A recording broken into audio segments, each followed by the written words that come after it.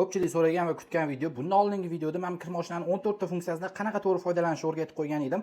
Ko'rmagan bo'lsangiz, silkasini qo'yib ketaman, bemalol o'tib ko'rib olsangiz bo'ladi.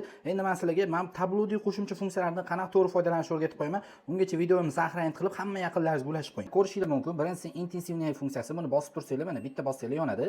Kiyimda dog' bilan rasm bitdi. Bu juda dog' bo'lib ketgan kiyimlarda kir mashinaning ichida barabanchida suvni yig'adi, ko'pirtirib yuvadi. O'shaning hisobiga kiyimdagi dog'larni, shunga o'xshagan narsa dog' kiyimda bo'lsa, funksiya qo'shadi, kerakli funksiya qo'ysa, intensivniyani bosib qo'ysangiz, bo'ldi. Shu bilan kiyimlardagi dog'larni ketkazib beradi, как tog'orada yuvgan effektini beradi.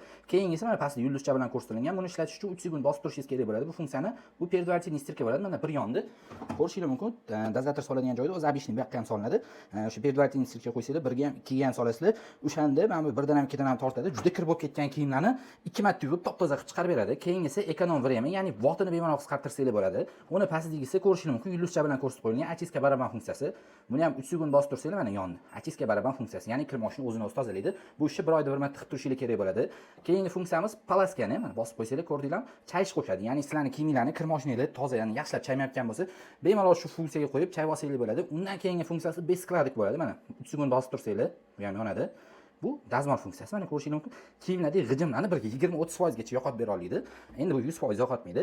Undan keyingi funksiyamiz отложенный stirka, ya'ni yuvish vaqtini bemalol kechiktirsangiz bo'ladi. Bu qanaqa ishlaydi? Misol uchun sizlar o'tga ketasizlar, 4 soatda kelishingiz aniq. Kirni solasizlar, mana yoqqa parashok solasizlar, startda bosib ketsanglar, misol kir mashinani yuvish vaqti 1 soat 20 minut bo'lsa, o'shanda 2 soatdan oshiqroqda boshlaydi. Sizga 4 soat ichida kiringizni tayyor qilib yuvib beradi. Undan keyingi funksiyamiz blokirovka aditi. Mana buni ham 3 sekund bosib tursanglar yonadi.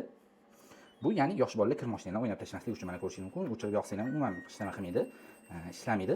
Bemalol shu funksiyaga qo'yib, bolalardan zashta qilib qo'ysanglar bo'ladi kir mashinani.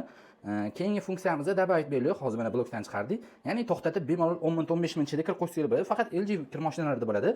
Qolgan mana ikkitasi bo'lsa mana ko'rishingiz mumkin. Bu temperatura, endi bilasizlar, kiyimni yuvish gradusini bemalol to'g'irlasanglar bo'ladi. Keyingisi ajim, siqishi.